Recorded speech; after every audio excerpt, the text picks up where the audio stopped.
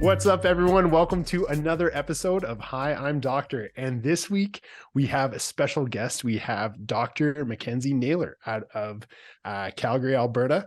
And we went to the same dental school. So, the University of Saskatchewan. So I feel like, we're already buddies. But I've been following Mackenzie on Instagram. She was in the same class as my partner at my office. And she has this wicked practice, Confluence Dental. And I've always been a little jealous because she got featured in oral health.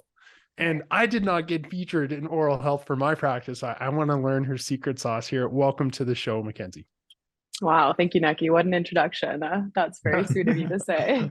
Completely off topic. When you said partner, I just had this conversation last week. I get so confused when people say partner. I know. I'm like, totally are you? I was like, I didn't know your girlfriend was a dentist. I didn't know you guys went to dental school together. And then it took me a second to cue in. So I don't know. I'm not a fan of the partner. No, I feel like there should be a different name for like business partner versus, because like when you say partner, you can't say like a life partner. That sounds even more weird than just saying partner.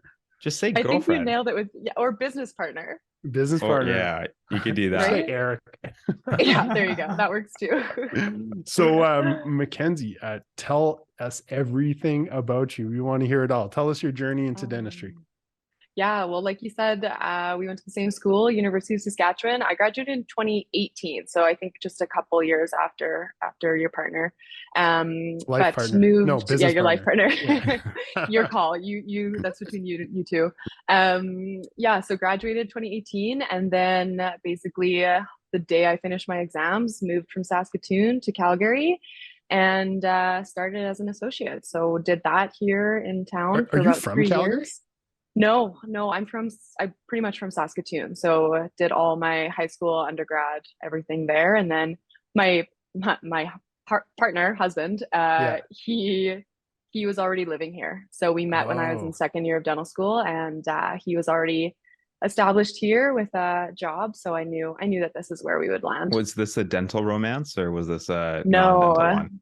no, he's not in dentistry at all, which Good. is yeah, it's interesting. It's like there's pros and cons to that. Some days when I go home and like complain about something, it'd be so nice for him to kind of understand the context of what I'm talking about, but it's also nice not to, have to get into all the dentistry nitty-gritty every night either. So But do you find that like it's so hard to explain dentistry to a non-dental person, and they just don't get it. They just don't get it.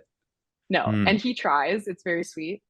But That's at the end of the one. day, I think he's just like nodding along and like, yeah, honey, yeah, that sounds tough. Like, couldn't freeze. Like, that sucks. Oh man, like the spit was whatever coming it is. out of the Yeah. rubber dam, and then I got And these he's white lines on the composite, and I was just He's like, that sounds gross. Tell me less about that. But yeah, he's super supportive. There's like two completely super passionate schools of thought around dating within a profession. Some people are like, you must because there's lower divorce rates. I think that's an actual stat. I'm not making that up. Wow. And then other people are like, I never want to date within my profession or marry in my profession because I don't want any more of that. I don't want to take my work home. That would suck. Totally. And it feels like it either like the people who are in it together absolutely love that they're in it together, and the people who aren't in it together are like, this is perfect. I couldn't imagine it any other way. So okay. So do you find you take a lot of work home? I do. Yeah. Especially with the practice ownership end of it. Like I really try to focus on like dentistry during the day. So then the business aspect really floods into the evenings and weekends. So just naturally, yeah, it comes up quite a bit. Yeah. So sorry, I interrupted you. I have a bad habit. Oh no, that's okay. You're an associate for how long? I was an associate. I was there for about 3 years full time. And then they allowed me to stay on while I was doing the startup. And for a full year, actually, while I was working at this practice, they were able to allow me to stay on for 1 day a week, which was awesome. So yeah. Did you start up like straight from scratch? Yeah. Wow. From zero. Yeah, it's funny. It was a pandemic project. I just like had so much free time in March 2020 and just started like working away at it. And then one thing after the other, everything just kind of kept falling into place. And then at some point it was like, okay, we're doing this. So yeah, we just found like it was a lighting showroom. It was just like a big empty space basically, and we just tore it up and built a dental office. So yeah, right from What, scratch. why choose to do a startup versus buy a practice? Couple of reasons. I had such a specific idea of how I wanted it to look and how I wanted it to be run. And I had just heard that sometimes you buy a practice and it comes with a lot of like baggage, whether A that's lot of baggage. team, Absolutely. Yeah. team or patients or whatever that looks like. It's pretty hard if you just want to walk in and start working right away, like following the protocols that were there. I think that that's probably a way easier approach. But I couldn't really picture how I could come in and change how everything was run to how I wanted it to be without kind of doing it myself. So yeah, I don't know. I, there's different ways of doing it. I don't know if I would necessarily recommend a startup, to tell you the truth, but Was it it's worked scary? out. Because Yeah, like it was super the scary. first bit, you don't have anyone coming. It's like you eventually run out of friends and family. Yeah, well, exactly. And like ignorance is bliss. Like if I would have known back then what I know now, like maybe we wouldn't even be here today. But I had really had it in my head that like, okay, it's going to be so much work to get our doors open. Like our doors are going to open and then life is going to be so good and we're just going to coast through this. And then yeah, that's exactly the reaction that you should have, Nikki. And then we did open our doors and we're just like, okay, when are the people Where's all the coming? Like, people? what Where's are we all the gonna do people? Yeah. now?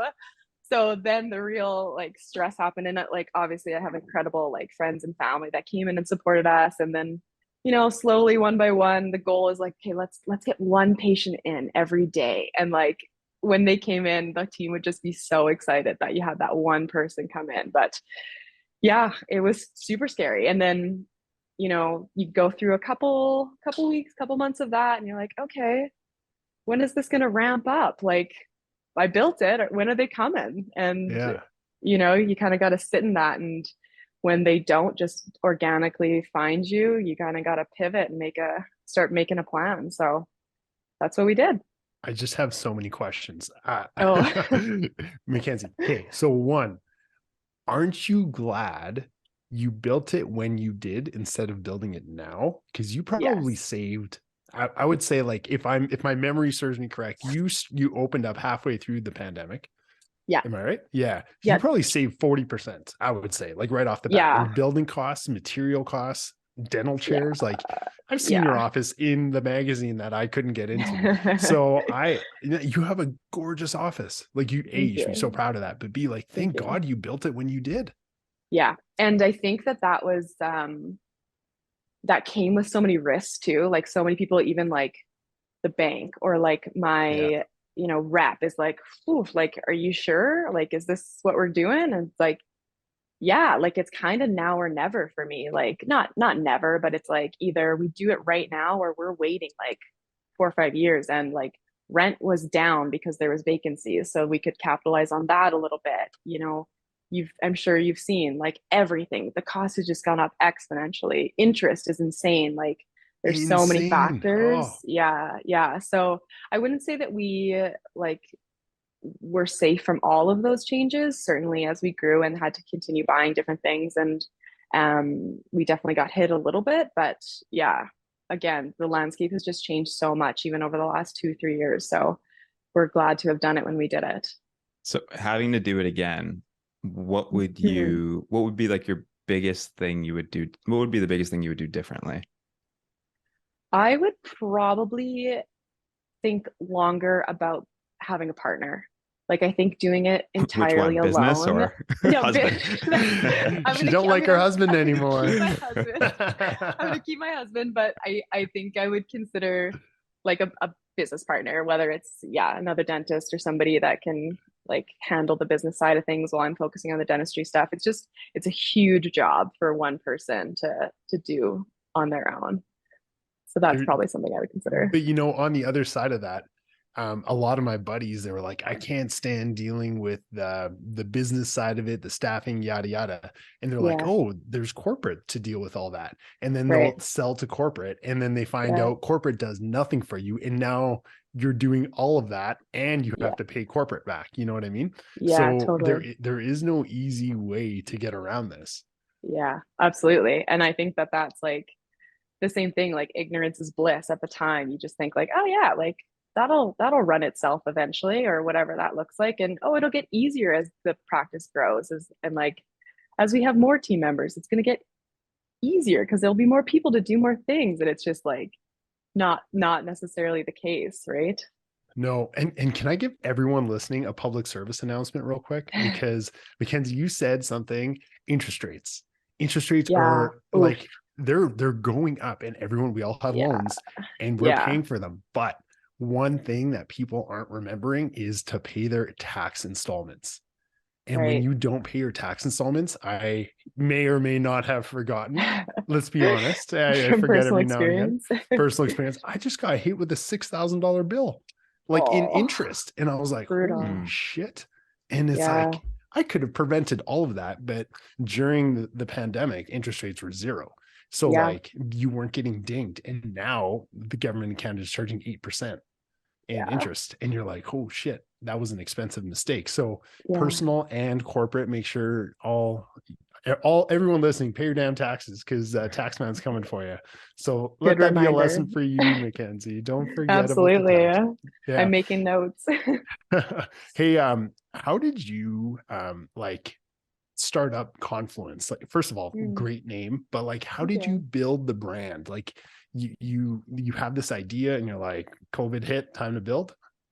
Yeah, it's something I had thought about. Like, I think like most dentists, most of us think about ownership in some capacity when we think about our long-term careers. So when I kind of set my sights on, okay, we're going to open something, it's going to be a startup. I thought so long about what I actually wanted that to be. And I knew it couldn't just be like, I mean, Calgary's a busy city. There's dentists everywhere. Yeah. And like I figured if we're gonna do this, like there has to be something that's gonna set us apart. So when I was putting things together, like I probably spent a good month like building out our business plan, figuring out, okay, what are we actually gonna provide? How are we gonna set ourselves apart? How are we actually gonna do the things that we say that we're gonna do? And ultimately, again, this is advice I give people, but like my ideal patient is basically me. So when I'm building the brand, I'm building it around everything that I want out of a dental practice. Like if I'm going to walk in, what do I want? So then all of a sudden it's tailored towards, late, early 30s, young professional that wants an experience above and beyond what they're maybe getting at their childhood dentist that they saw for years and years. So that's kind of where the brand image came from. And what is that? It's just, I call it like seamless dentistry. Like everything from the second that you look us up or try to book an appointment, I want it to be easy. When you arrive, there's a call before you show up for your first appointment. Hey, do you have any questions about parking, location? We saw your forms came in. We saw this. Hey, we're missing a number on your insurance. Did you want us to send a predetermination for that? Like, okay, and then you're here. We ask your preferences. We follow those preferences. We make note of them. We make sure that, the next provider, you're not re-explaining a situation because you just explained it to my assistant. Why are you explaining it to me a second time, or the hygienist a second time? And then, billing, everybody's least favorite part of a dental visit. We try to make that really easy follow-ups. Just, there's so many barriers. There's so many reasons not to enjoy going to the dentist that the more we can, make it a little bit more seamless, that's the goal. I find that really interesting because when you're writing this all in a business plan, I want to create seamless dentistry. A, how did you learn to write a business plan? And B, how do you explain that to someone who's like, they don't maybe care as much about the qualitative stuff as much as the quantitative data on how you're going to pay this damn loan back? Do you know what I mean? Like, how do you explain your vision to someone like that? It's got to be both, right? First off, learned how to write a business plan by Googling it, and like extra time on my hands that I can do a real deep dive on it. But you can't just have a vision as to what it is. There, you got to have the numbers to support it. So attached to that beautiful vision that we've just laid out, there are 5 different spreadsheets that are all attached with, what's this going to cost? What are we expecting to see on a new patient basis? What do we expect to produce from each of those new patients extrapolated for the next 2.5 years, and what that actually looks like? And that's what the bank needs to see. They don't really care as long as you can support those numbers. So, the business plan is for me. The Yeah. vision is for me. The numbers are there for the bank and my husband. But so you got your boots on the ground in like the startup realm. I'm curious to know anecdotally, Mhm. what are people in your sphere? Because you know you're a young dentist, you just started up. What are people in your sphere saying about practice ownership? Like, do people want to go down the buy a practice route, a startup route, working for corporate, lifelong associate? What are you hearing? I hear a little bit of everything. Like out of my class, there's only been a handful of people that have bought into practices. I think I'm the only person that's done a startup. Once it came up that I was opening and we were seeing some success in that way, I got like flooded with questions about it, which is awesome. But it's interesting that somebody kind of has to pave that path a little bit for it to like spark people's interest. So a lot of people ask me about it. No, nobody's jumped on it yet, but maybe they will. A lot of people buying in, a lot of friends working for corporations and, soaking up the last of their 20s and just kind of enjoying that associate life, which is awesome too. There's just so much time to transition out of something else. So yeah, I hear it all, a little bit of everything, I think. I just, it's so crazy to me. And I guess this could be my ignorance, or B, I just don't understand why someone in their late 20s would want to work corporate. I don't Yeah. get it. I, I don't get I it. Like mean, you nailed it. You're like, this is my late 20s. This is yeah, my time. This is like my Eminem moment. This is my shot. If I'm gonna do it, this is now. You know what I mean? Late yeah, 20s, I have so much time on my hands, and yet they're gonna just work for someone else forever. yeah. Especially for a corporation. How do you talk to those dentists, like with your friends? Like, what do you say to them? I think it's a different mindset. Like there's a passion or a drive, and if you want to do it, you do it, and if you don't do it and you want to show up at 9 and leave at 4:30 and Yeah. not think about it, I mean, it's just a different lifestyle. And I think some people are really content with that. I know I wouldn't be able to do it long term, but I think there's a lot of flexibility and you're just less responsibility. It's So almost like job versus career. Hey. totally, Yeah, yeah, it's like absolutely, I want to clock out at 4 and I already yeah, know what I'm doing that evening. Whereas totally, Mackenzie, we know what we're doing in the evening and we are yeah. stuck at work till 9 p.m., right? Exactly. Yeah, exactly. So, I mean, I think long term, what we've found over the last couple of years, I mean, it's a grind. Like, Yeah. there's no way it's not a grind. And at the end of the day, like, I was making way more as an associate. Like, we're 2 years into a startup. It's not like we're making a crap ton of money, which is totally fine. But at the end of the day, what I try to do is build a practice and build a career that I'm happy at work every day. And if that means making a little bit less money and, but I love the people I work with, I love my patients, I love the type of procedures that I'm able to do, like that's what I'm working towards. And I think that people who just want to show up at 9 and they're fine with that assistant that gives them the hard time or the receptionist that doesn't book it the way that they want it to be booked, but they get to leave at 4, that's totally fine as well. But it's just a different path for sure. I think it just depends on the person because I Mm-hmm. mean, not everyone is super ambitious career wise, right? Some people just like their 9 to 5 and go home and, you know, cook dinner, go to the gym, Yeah. and then go to bed, right? It's like the Yeah. same argument could be said. I remember when I graduated from university, like I would speak to entrepreneurs and I was working a corporate job and they would say, why the hell are you working a boring corporate job now when you could be, be taking this massive, risks, like be taking these massive risks and not having that downside you're going to have down the road. Hmm. But I remember at the time I was like, that's not what I want. So I feel like Yeah. people change, right? Like people change throughout their whole life and what they want and what they prioritize. But I could see Totally. why people would definitely go to corporate in their 20s because I mean they're just living their 20s. They want to go out on the weekend. They don't have to worry about social media marketing for their dental Yeah. practice or like insurance payments or any of that nonsense. Yeah. Unlimited vacation. Like I have friends that are doing it for that. Like, okay, I want to take off for 4 weeks in the middle of the year and they can just do that. And like I'm stressed about taking the weekend off where I maybe couldn't have access to my computer. You know what I mean? It's just different. Yeah. I guess I never really understood that. So I hear exactly what you're saying, but I'm like you, Mackenzie. Like we got to Yeah. grind if we're gonna succeed, right? Yeah, Yeah. absolutely. How was your build out?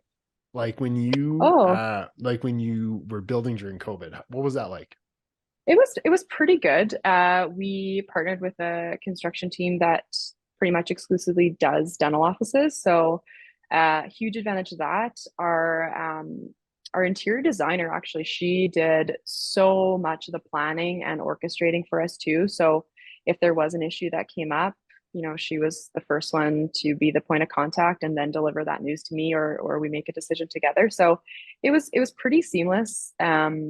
I mean, it's always a little stressed right up to the last minute, but overall, not too bad. What I find like that's like the most chill story ever. Everyone's got like this was a complete shit show. This is a nightmare. They told me it was gonna be done in July. It was done in February. None of Yeah, that? I not really. Like I'm a little I lay down the law a little bit. So they Oh knew like yeah? we're done. We're open in July 1st. And like if it wasn't looking like it was gonna happen, like there was questions if our chairs were gonna be here on time. There was questions if like I mean the first day we technically like were here and opening, I was training the team and there is still painting happening and there is still like walls getting washed and like there was still stuff happening. But it's like we gotta do it. Like this is the date. So, you know, I was on them for sure, but it got there. No major hiccups, which is good. Amazing. Yeah. What's your biggest stressor right now as a practice owner? Um, Growth is hard. Like figuring out at what rate the practice is growing, how are we staffing that? What does your team size look like? Do we have the capacity to take on more team members?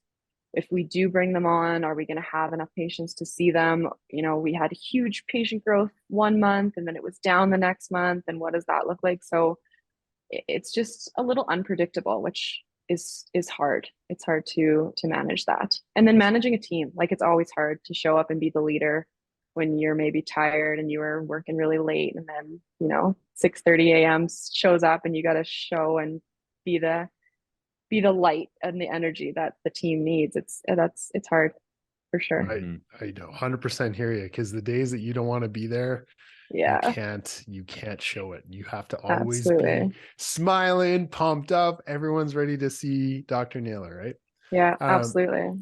yeah. So Mackenzie, can you tell me what metrics do you look at? Mm. Because I used to like when I was when I was your age, when I was a younger dentist in your shoes, I never was part of a startup, but I bought an existing practice and then grew that. Mhm. But I was also very focused on numbers, and it made me super depressed because Yeah, I could never hit my numbers. And then I realized, well, I'm showing up to work every day. Let's just have fun. Like, yeah. do you like what metrics are you looking at? The number one thing that we track is our new patients. Like how Okay. many new patients are coming in the practice and how many patients are we actually seeing leave? Like, are we getting extra releases for patients? And what does that traction actually look like? That's our biggest one. I mean, obviously, production collections, you got to track those a Yeah. little bit. But I did the opposite. I set the goal like on the ground. Like I said at the beginning, like if we see one patient a day, we're stoked. We're so excited. So once we started surpassing those goals and moving the goalpost every time, that's an exciting day. So, I don't track a ton of stuff because, what's the most important? People in chairs, happy people in chairs, Yeah. and the rest kind of falls into place. I can just kind of see you during your first like week. You get Oh, one patient in the chair, stay here all day, don't yeah, leave. Let me totally. give you We're like, you everything. I'll got take 4 every hours, picture. right? Yeah. Yeah. Yeah. Let's just hang. Do you want lunch? Like, let's just keep you here as long as possible. Yeah. Oh yeah, absolutely. It's so funny to even like click back in the schedule and look at, summer 2021 and just like a true reflection. It's like, oh my gosh, like on that day we were probably so stoked that there was 3 people in there. I probably like cracked a bottle of wine after work to celebrate. Like, and now to have full practice, we're booking far out and it's so good to sit in that and reflect on what that growth actually looks like. How often are you tracking these metrics? Are you doing it weekly, monthly, daily? uh Daily, and then like a real good sit down quarterly. Mm. Really? Yeah. I have an app and it's Hmm. called Caralytics, Hmm. and it like goes into my practice software, and it's on my phone, so like I know exactly new patients, and it gives me like real-time data. Cool. And it's super beneficial for giving you real-time data and up to date, because like you said, you look at it every day. But Yeah. like I just find when I look at things every day, I get in my head and I'm Mm, like, of what course. am I doing wrong? And then you see that patient release. And Yeah. come on, I know the very first patient release you got, you're Oh, like, I spent 4 hours devastating. with you. Why are you leaving? Yeah. Yeah. Absolutely. Absolutely. What So was That's that cool like? though. Yeah. Oh my gosh. I mean, that's exactly it. It's just like, oh, they don't like me. Like, why? And then like come to find out they moved or whatever it is. Like, that's another thing that I definitely learned over the last couple of years. Like, I'm not going to be everybody's cup of tea. Like, there's some people that are going to walk in and meet me, and I'm going to start chatting with them, and I'm just not going to be their dentist. That's not who they expected to have that relationship with, and that's totally fine. And I'd rather kind of just stay true to who I am, and the people that like it are going to stay, and we build great relationships. And there's going to be people that come in and they're like, I don't want to know everything that's going on. Like, if it's not broken, don't fix it. I don't want to hear about it. Clean my teeth and let's get on with it. And I'm not going to be that kind of an office. what's your leadership style? Oh, I don't know. I feel like it changes all the time.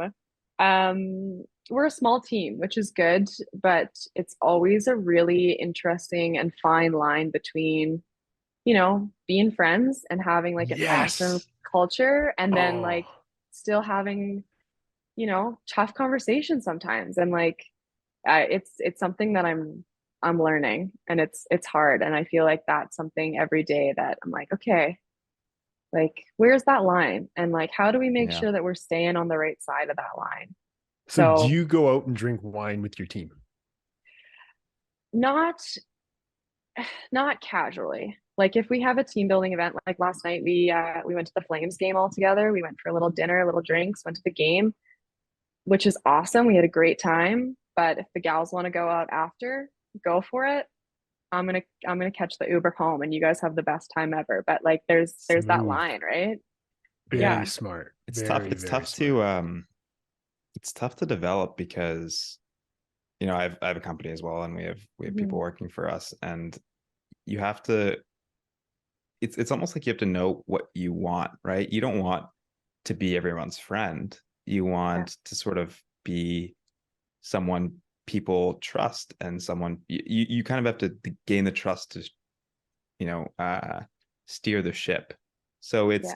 such a tough line to develop because, I've met people that have a leadership style of people don't like them, but they respect them Right. tremendously, and that's Oh, why they follow them.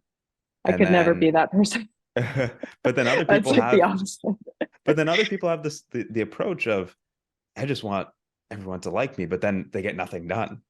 Yeah. So it's such a hard thing to develop, but it's almost like Yeah. everyone has their own style, and what's true to them is typically the thing that works because you can only fake it for Totally. so long.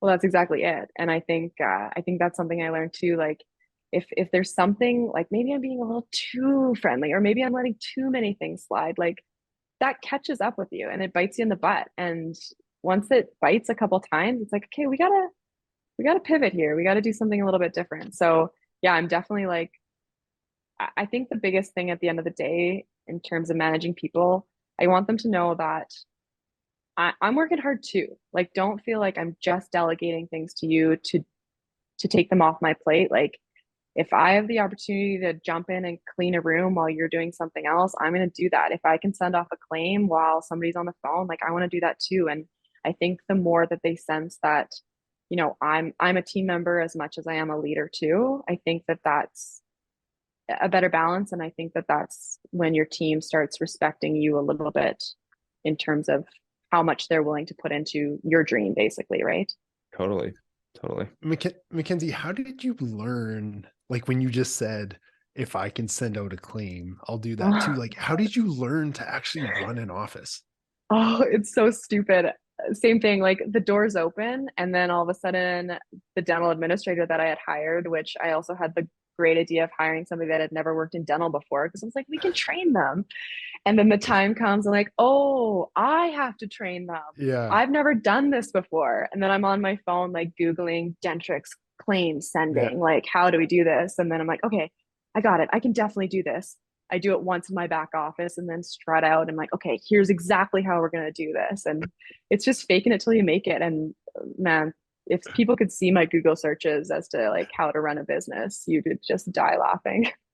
It's funny. I just had a post today, like right before we went on the pod, and I do these. This is not a plug for my podcast, but I do podcast my Instagram page, and I do these little lessons that I've learned throughout the week every Sunday. I like those lessons, man. Yeah, they kind of ground me. Yeah, it's I'm going to plug them for you because at Dentistry Poppy, the best Instagram name out there. But he's got these life lessons every week. I love it. the second best That's poppy on awesome. Instagram after Drake. But Oh yeah. no, today's lesson, I met with this past week, I met with a really successful dentist, and I took note of how he delegates. And I always thought of delegation in the sense of you delegate the things you don't want to do because you just don't want to work hard, or you don't want to, you just want less on your plate. You want more like chill time. And it's funny because he's such a high performer that I noticed he was delegating so that he could take more on of what he's good at, which is such a difference in how I saw delegation. Because I always thought, delegators are people that just, give someone else the tasks that they don't have to. But it's really so you could take on more of the work that you're good at. So really, you're working just as hard, but just on the things you can do really well. I took really, Absolutely. yeah, I thought that was such a change in perspective for me. Just seeing that firsthand. Somebody Yeah. also said something to me the other day about delegation. Like in my mind, and I'm sure you guys have it too, like if I'm doing a task, it's because I think that I have the best way of doing it. And maybe somebody's not going to be able to do it as well as I can do it. So I'm going to keep that on my plate. And when you delegate it, you just have to kind of accept, that person you're delegating it to, they may fail at that. And like giving them a little space, as long as it's not a disaster, let them try it, let them fail, let them learn from it, let's cycle back. And then eventually they will be doing it as well as you think that you were doing it. Or maybe they can do it even better because they're taking a different approach to it. Like, I think that's a really, really hard thing to do. And that's what's so scary about delegating. But once you just kind of accept that maybe they will fail and it'll be fine and let's push through that, it gets a lot less scary, I think. Mackenzie, my dream is to actually hire Starbucks staff at my office. Yeah, I've always totally. wanted to.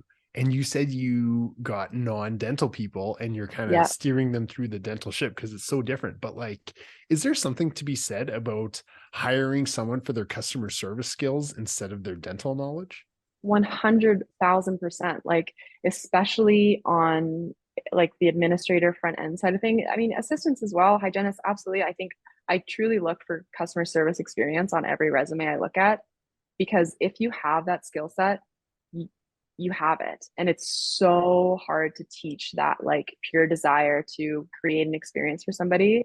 One of my really, really good friends, actually, she grew up in Europe and she worked at like the fanciest hotels in Europe and like the best customer experience, customer service that you could ever imagine. And I had her come in and teach my team how to provide that level of customer service, because there's nothing better than that. And people really value it, especially in today's, society where we're always looking for that extra little bit. Akil, that is exactly what Dustin from Pace Dental. Have you heard of Pace Dental, Mackenzie? It's in Toronto. Just recently. They're like stunning. Amazing. Stunning. Such a beautiful office. Yeah. Dustin used to have, he has a ton of hotel experience and he's like the director of operations there. And I've been like DMing him all the time, being like, what do you think about this? What do you think about this? And he's just so smart when it comes to customer service, because if you think that you're in a healthcare profession, you are 100% wrong. We are in the customer service business. And once Absolutely. you understand that, of course, your whole game changes. People don't care necessarily about, they don't know what you're doing to their mouths. Like, of course, they Yeah. want white smiles at the end of the day, but if you don't treat them with respect, you're done before you even start. Yeah. People always remember how you made them feel, not Yes. necessarily, what Yes. was actually done. Yeah, it's so Totally. important. Because Absolutely. you're wise above your years as a dental owner so far. So that's amazing. Good for Faking you. it. Thank you. Yeah, that's really sweet of you. Faking it till I make it. With when it comes to patient, because I mean, it's sort of like, I imagine, I've never started a dental office, but I imagine starting a dental office is sort of like starting off at a new school where you're trying to balance this line of trying to get everybody to like you, but Hmm. also kind of be your own person. In terms of patient communication, like it's so tempting when you meet someone to, like you said, you'll have one patient for 4 hours and you're just kind of like, hey, and also this and this and this, and how's your kid? And like you're kind of over the top nice. Yeah. Um, Patient communication, how are you doing that so that it shows you're competent, you're not new, but also like you want them to stick around? Yeah, it's a good question. I think there's a couple things that play into it. Like I always show as much as I can. Like if I can just point it out to somebody, like in terms of treatment planning and like making sure that they're actually going to go through, like I'll just show them what's going on, whether it's on an x-ray or scan, whatever that looks like. And people often, in terms of like personal relationships, they often, you can just play off their cues. Like I'm always myself, but if somebody's not really, engaging in the conversation, no problem. And like we offer like a silent appointment, or maybe you want a social appointment or whatever that looks like. Like we go off of their cues as to what they're telling us they want out of that experience. So it's different for every person, but I'm always myself. And um we get a ton of our patients from social media. So there's an advantage there too. They're often coming in to see me because they've already seen me online in some capacity, so they know what they're getting, and it's almost like you already have that rapport with them, and they Mhm. come in already treating you like a friend or like somebody that they trust, which I think is really helpful too. You know what's probably What kind of scary things? about that? Oh, sorry, man. I was just gonna say what's scary about Yeah. that is people already have this preconceived notion of who you are. If you're, I haven't seen your office's Instagram, but if you're sort of an extrovert on there being like, hey, like use like this toothpaste, and then they come in and you're like, hey, how's it going? Like the Yeah, bar's yeah, yeah. here, and then you're kind of in person, even though you're very friendly, you're kind of here. Is that played out in any particular way? The same thing. Like I'm just, it's TikTok that we get a lot of our patients from, and like I do try my best. Like I don't get in the nitty gritty of like dental procedures or anything. Like it's a couple of stupid jokes here and there. I'll like film what a day in the office looks like or what I'm gonna do on a Sunday. Like truly, it's just kind of my personality, just like we're talking here today. And it's pretty rare that somebody would have found me through there and be off put or disappointed by who I am here. Like it's pretty similar, which is good. I think if it was drastically different, that would be a tough one to navigate through for sure. Like, what kind of stuff do you do on social media that attracts patients? Like, how do you deliver a post and then get patients out of that? Like, can you explain that to me? Yeah, absolutely. There's a couple different ways. Like sometimes we'll just share like different features of our office, whether it's, the TVs or whatever, blankets, just like regular things that we offer at the office, and that attracts people. Or sometimes it's just me talking about whatever, starting up the practice, or literally sometimes I'll just like do a little mini vlog of what I'm doing in the neighborhood on a Sunday with my husband and my dog. And I think people just like that they get to know us. Like they're walking in feeling like, okay, I know this person. I'm not scared of this person. I'm not scared of who I'm going to walk into. I'm okay to commit to an appointment and actually follow through with that appointment because I know what I'm getting at that end of the day. And yeah, it's just kind of grown organically. Do you bring your dog into the office? Can you Oh, please I say wish I yes? could. I wish I could. Are No we not dogs allowed to? allowed in here. Yeah, Oh, what's Well, really? the law around it or not, the guidelines? I don't think unless they're service animals, I don't think it's allowed. I You know, remember there's reading an article about Mango, the therapy dog in like an Oh, Ontario cute. dental office, and I'm like, first of all, wicked name Mango. Mango, but Yeah. like, why? Like they were allowed to, and then I remember hearing that like in Alberta we're not allowed to, or something along Yeah. those I lines. think But how it's amazing would that be? oh, it would be the dream. I mean, I would love it. Even if he just was sitting in my office, it would just make my day so much better. But no, I think it's about allergies, I would guess. Or Oh, like maybe if people are scared of dogs. I don't know. Wait, But what again, kind I of dog? wish maybe one day.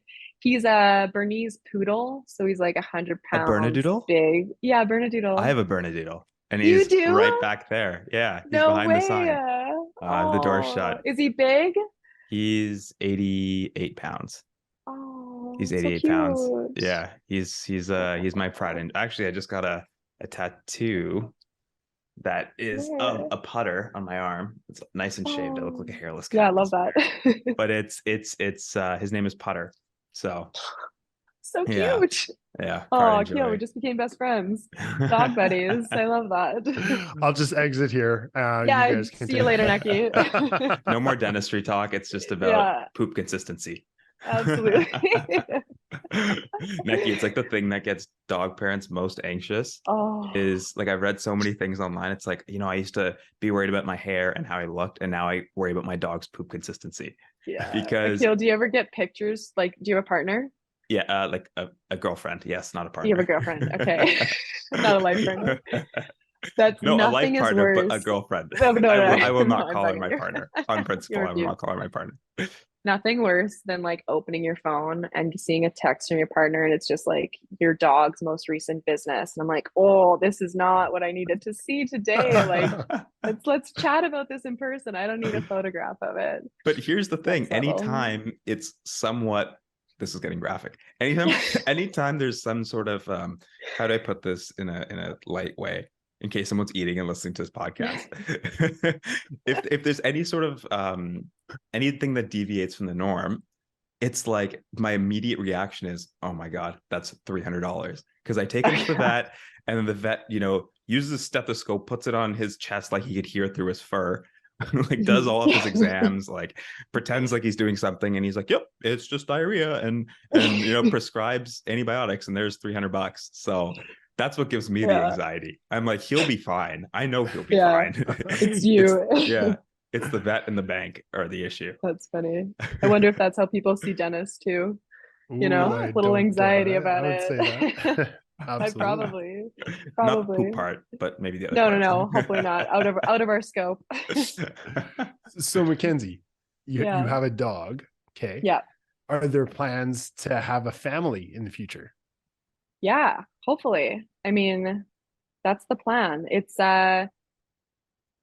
there's so many logistics that go into that, and I haven't Yeah. honestly figured them out yet, but I'll be 30 this summer, and it's definitely on like the front of mind. Like, okay, what does that look like? Do we have Yeah. to bring somebody on? Do I work part-time?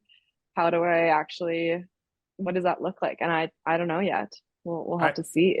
I I as a guy, that's not Yeah. something that is at the front of my mind. But when I talk to like other female dentists, Mhm. especially ones that are running a solo practice, like at what time is that a good time to do it? Do you have to wait till you're a little bit more established? I just find it that's such a whole huge aspect of planning that we don't, like, as a guy, we don't really take care of. Yeah. And I'd imagine that'd be difficult for you.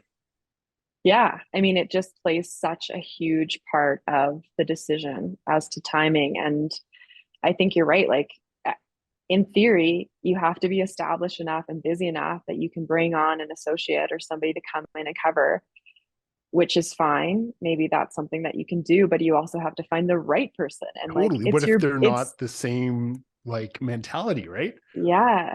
And Oh like, man. this Yeah. is my baby right now. You know what I mean? So Yeah. it's like, I got to hand that off to somebody else to take on something a real baby, like it's a huge decision. It's something we think about frequently. And yeah, I don't know. We'll have to wait and see what that looks like. But yeah, it's definitely something, definitely something that we're thinking about. What's the deal with dental locums? Because I have a lot of doctor friends Mm. and they locum all the time, but I don't really hear too much about it in dentistry. Have you looked into that? I've looked into it, same thing. Like, what does that experience look like for the patient necessarily, right? Like they walk in expecting to see me, and then it's somebody that they're going to meet this one time for one appointment. I mean, it's not, I don't think it's wrong, and it probably works a lot of the time, but again, there's maybe a big risk on that it's not the right person, and then you've already kind of committed to it. And I don't know, it's hard. But yeah, I've seen postings for them before. I Is think there it like an exists. agency that sets you up with one? Is there a like is it just word of mouth? I know nothing about locuming. I've seen it just in like classifieds in like our college newsletter and CDA newsletter. I see them posted there sometimes, but yeah, I don't know. I'll I'd have be to do so more scared research. because then Yeah, you'd be me too. like, all of a sudden, your patient that you've been seeing every, year, and now they need 9 fillings, and they did all Yeah, 9 fillings because they said it was emergent, and then now they pieced yeah, out. You know what I mean? That's like in the back of my hand. I'm always thinking the worst, but I shouldn't be. totally. Me But too. I'm the same. I'm the same way. yeah, It's just always a little bit of a risk for sure. yeah. Mackenzie, I have to tell you, Mm. those like stripes you have behind you, like Oh yeah. the after I saw that on your Instagram, I put that in my house. No way. Yeah, on like Wow, that's my awesome. entry wall, I have these like wood, and I'm like, well, if she can So do it, and it looks cool. so cool around there, that's cool. Like, That's awesome. how involved were Mm. you in like design? Because I'm always on Pinterest, like Yeah. Pinteresting dental offices. Like, how did you come up with like, or do you just threw it all to your designer? But like, are you still thinking of things that you wish you would have changed that maybe Totally. you didn't have or you didn't do, or what do you think? Yeah, like I said earlier, my designer was awesome. Like she was so good. And we would have a weekly meeting where we would just go through like my Pinterest board and what she had visions. And okay, we definitely want to do elements of this and that. And how are we going to fit them all together? So I was definitely super involved, but I have to give her so much credit. She has such an eye for like putting it together. Like in theory, like, okay, we have a feature wall behind me with some paint. And then I also have a brick wall on this side. And then I have a live edge, like wood countertop. And in theory, it's like, how are those things all going together? But Yeah. they're elements that we wanted. And then to her credit, she just knows how to put them together. So I'm really happy with how everything turned out. I think like anything, you see a beautiful office like Paste or like your office, Nikki, and it's like, oh, that's so cool. I wish To be we had stuff clear, like I that. did not get in any magazines, Mackenzie, or Paste, whatever. Yeah, I'm just waiting here. I'll still submit my office for as long as I you need to. should. Yeah. You should. But yeah, there's always a little envy, a little like, oh, that's so cool. I wish I would have thought of that. But There's no, we're always a really happy little with it. flex, Mackenzie. There's Totally. always a little flex. You can just be like, hey, here's my office. And I remember when I was a new grad, I was like, how are these people having such nice offices? And I had this 1990s thing with a tooth fairy drawn on the wall. You know what I mean? Right, right, And right. you're Yeah, like, at what point in my career can I have one of these great totally. offices? And then my best friend Corey, he works in Stony Plain, Alberta. Mm, He built a gorgeous office, and it was almost like that was the permission I needed to build my own. And yeah. it's something you don't regret, though. Hey, No, I mean, no, I honestly almost spend more time here than I do at my home. So yeah. like I want to make sure I'm comfortable and it's something I can stand behind and I'm proud of. So yeah, it's very meaningful to be in a space that you feel comfortable in. Oh man. Well, I think we've talked about all the topics, including some that like poop consistency that I didn't Some think we would get to. consistency. But yeah, what a pleasure. Thank you so much for coming on the Oh, podcast. We appreciate it. thank you guys so much. That's really sweet of you to bring me on. And I hope I imported some knowledge somewhere along the You way. absolutely did. I just think you're a badass because doing that Oh, during COVID takes guts because we didn't know what the future was going to be. And to do a yeah. startup during COVID too, when everyone thought the world was going to come to an end, you have the foresight of looking ahead and saying, no, all this shit's going to end and I'm going to be standing on top. So way to go. Thank you so much. That means a lot to me. That's What's awesome. What's your TikTok handle? It's at Dr. spelt out like DOCTOR Kenz KENZ. It's Kenz, really lame. as in Just Mackenzie. yeah, like Mackenzie. Kenzie. Yeah, Okay. yeah. You got it. All right, cool. Well, everyone give her a follow.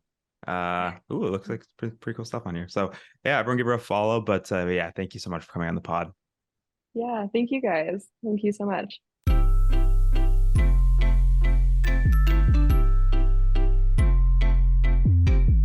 Welcome to the Hi, I'm Neki. Is that a sweater? Yeah, dude. It's the Hi, I'm Doctor sweater. Oh, dude, I see you got yours on too. Looking sharp, bro. Dude, where'd you get yours from? It was super easy, man. I just went on to our website, www.hiimdoctor.com. That's HIIMDR.com. We have a website. We must be raking in cash from selling these sweaters. Dude, we are killing it. I mean, if that includes losing money on every single sweater that we make, I think we're doing really well. Yeah, Neki and I are donating all proceeds, which is 0, to charity because we are losing money. I wonder if the charity will pay us. I think we got something here, man. Let's keep on keep on losing money on every sweater. Alrighty, guys, go check us out. hiimdoctor.com.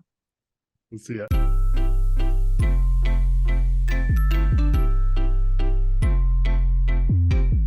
Neki, the Drake quote: "We adore the ones who ignore us and ignore the ones who adore us." That's Jersey a mouthful. Dre. Jersey Dre. That's a mouthful. It's hard to Yeah. like wrap your head around that, but it's I like that. Read it one more time. Read it one more time. Hard to wrap your head around. Yeah. Sorry. We adore the ones who ignore us and ignore the ones who adore us. Totally. But you know what, that quote goes for every dentist out there. Every single dentist out there, especially people who have a startup practice, because you ignore the people in your life that are around you because you're so focused on your practice. And this just goes for me. This is not an indication of Dr. Naylor. But for me, that speaks to so many dentists out there. We're always looking for our patients' admiration and their acceptance, but yet that comes at a cost of our family too, because we're always so focused at work. What do you think? I never thought of it from that angle. I thought of it more from the angle of you're better off flipping. It's a lot easier to get someone who's neutral to like you than to get someone who doesn't like you to like you, because that's kind of like 2 steps. You have to first get them from not liking you to neutral, and then you have to get them from neutral to liking you. So I see it from the perspective of, if a patient doesn't like you, well, that's too bad. You don't need the headache of that one patient. But I would rather put all my eggs in the basket of the patients that are neutral and already like me, rather than getting a really painful patient to be like, please like me. But we're always after, and it's hard. I find it really tough when people say, when I turn 35 or when I turn 40, I'm going to stop caring what people think about me, or that's when I stop caring what people think about me. I'm not, no matter how many times I tell myself I'm not at that point, I'm not at that point. Like I still care what people think about me. For sure. And I feel like you should. You should, but well, I don't know. Everyone's always saying you should be doing things for you, not for other people. And I'm like, yeah, I agree with that statement, but I still need the validation from my peers and from the people who I'm serving. Do you know what I mean? No, it's true. I think I read into that like shouldn't care what people think about you, not in a way where I think you should never care what people think about you. I think it's more, for me, about you should care about what the people you care about think about you. Yeah. Because everyone's going to have, who's having this conversation with? Oh yeah, it was someone in my class, and she was talking to me about like putting yourself out there. And she goes, Akil, like you put yourself out there so much, and you have the podcast. I started those, like we talked about it. That's the second time. I hate plugging my stuff. Like we talked about like What's your Instagram handle again? No, champagne poppy. But she's like, you put yourself out there, and I'm like, well, it's not that I don't care what people think. It's not at all, because like, to be completely honest, last week I posted something, and in the notes, or at the bottom of it, I said I would do this thing for 4 weeks. At the end of it, I said, okay, this is the 4th week. Let me know if you like seeing this. And there was like, the week before had like 20 comments. And then the week that I was finishing it, there was like 5 comments. Yeah. But then I was like, it initially bothered me. I'm like, okay, like, do people not want to hear about this? Like, is this not of interest? But then I got so many people coming up to me in person the next day being like, hey, like, I just want to let you know, I love those posts on Sunday night, because I don't know, it gets me like fueled for Monday morning, or it's like, it's just like a good check-in, and you should keep doing it. And I'm like, okay, see, if I just cared about what like social media, which are a bunch of people I don't even know, think about me or like comment, I would have such a different perspective than if I only cared about what the people who actually came up to me, who I cared about in person. It's like, it's so easy to confuse one for the other. It totally is. But on the other hand, you have to give credit to social media, because that's how Mackenzie's getting her patients too. So you almost have to make, I think it goes both ways. Like, you almost have to appeal to the masses through social media, but maybe your real connections are through your friends. Yeah. You do kind of have to appeal to the masses. I don't know. It's a weird thing. How do we get down here, man? We're just This is good though. I think it's good, because I think it gives context to all the stuff that gets said, in passing, that I feel like people don't give much thought to. But yeah, you kind of do want to care about what the masses think about you. I got another tattoo this past week when I was in LA. My parents, again, I got it on my forearm. It's very visible. And my parents are like, Akil, why did you get another tattoo? Like, my mom's like, you're crazy. Like, what are you doing? And I'm like, Mom, I don't care. I'm never going to work for anyone. Like, it's not something I worry about, because I don't have to impress anyone. And then I'm like, yeah, I actually do have to impress people, because like, you're going to have clients, you're going to have patients, you're going to have X, Y, and Z. So you do have to care. Well, that's why we don't get face tattoos, and that's why you get long sleeves, and you can do whatever you want, man. Yeah. I don't know. What do you think? You're much older and wiser. Not much. Oh, thanks, man. A little older. Dude, I'm gonna get hair implants here, and then we're gonna be the same age, okay, buddy? No, I don't know, man.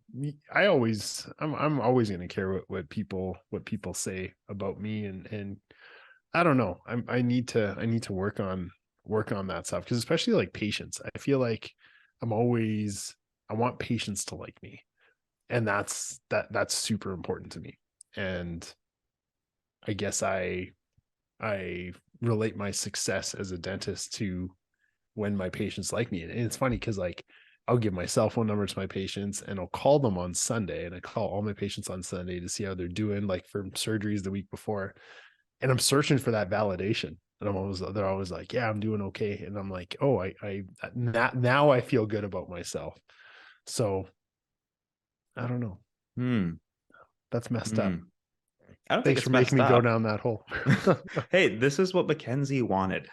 If she were still here, she would have wanted this. Because she said after the show, she's like, keep doing the after show, make it longer. Yeah. So that's what we're doing. Yeah. Man, Mackenzie's a badass. I really like her. She is. She's just real. And to start up a practice during COVID, damn, like, that's hard. And she's not even 30. Yeah. She said she's turning 30 next year, which is like, not to date her, but I just thought, just looking at what she has accomplished so far, I was like, she's like, there's no way she hasn't even broken 30. She hasn't even broken 30 yet. Yeah. It's crazy. Super impressive, man. Super impressive. I definitely give props to her, and like developing a brand and developing, a business plan, learning how to run an office. Like this isn't anything, no matter how many courses you take, until you do it, you know how hard it is. And um like good for her for not just sticking it through, working for other people, and she wanted to create her own and create her own experience. I love that, man. Like that's so cool. Yeah. We also place so much significance on people's age, but what does it matter if you do it now versus if you start a business when you're 29 or 28? Yeah. You're going to be just as bad at it as if you start it when you're 40 or 45. Is that not true? Oh, I'm learning that right now. Everything, yeah, like when it doesn't matter if you have experience in something similar or not, you have to go through those growing pains, right? And so you're totally right. You might as well that's what I was saying. Like just do it while you're young. Like you're going to be a dental owner. Just start it. Like you don't have to wait till you're 40 to dive into it. You might as well start when you're 29. And Yeah. that's where I was going from when I say like, people are working for corporate, and that's fine if you just want to clock in, clock out. But as dentists, I think so many of us want to create that own experience. We want to put our own flair on the profession, because whether you go down the street or not, like, a filling may be a filling. It may not look as nice, talking about like, Sunny Verdi on Instagram, it may not have Yeah. that class of a filling, you know what I mean? But we need to differentiate ourselves somehow, and it's all through our personalities and through our own stories. And so I'm proud of Mackenzie for doing that at a young age. Yeah. And she even mentioned a couple times, she was like, ignorance is bliss. And it's funny because you would, if you go up to any conservative person and you're like, I want to start a business when I'm 20. I'm not saying she's 20, but I'm saying if you want to start a business when you're 20, people say, you're not wise enough. You haven't, learned enough. There's not But life experience. Yeah. yeah, but you listen to her. She said, I would be willing to bet if you asked anyone who's done anything big and said, if you know what you know now, would you do it again? People would say no, because you're not familiar with the fact that, there's so much risk, so much uncertainty, but it's almost like, it's like you're swimming in a beautiful lake and you don't even know that there's sharks underneath, but you just kind of are swimming, and it's fun because you don't know. But had you known the sharks were there before, you sure as hell will not go in that lake. Oh, totally. I think for me, that's snorkeling every time. I'm always searching for the turtle. You know what I mean? Like you go to Hawaii, you're searching for turtles, and then you read the headlines of sharks in the water, right? And our eyes are always focused on the glamour, on finding the turtle and finding, the best part of the reason of going to Hawaii is to see the turtle, right? But knowing that we can fail in what we're doing every day and getting bit by a shark and dying, right? And that's obviously the worst, but we're always searching for the glamour at the end of it. But I've all the best to Mackenzie. I'm sure she's gonna kill it, and she's doing really well so far. So I'm I got nothing but nice things to say about her. Yeah, she's awesome. So I'm sure you guys will enjoy this episode a lot. Enjoy this one. All right, we'll see you guys.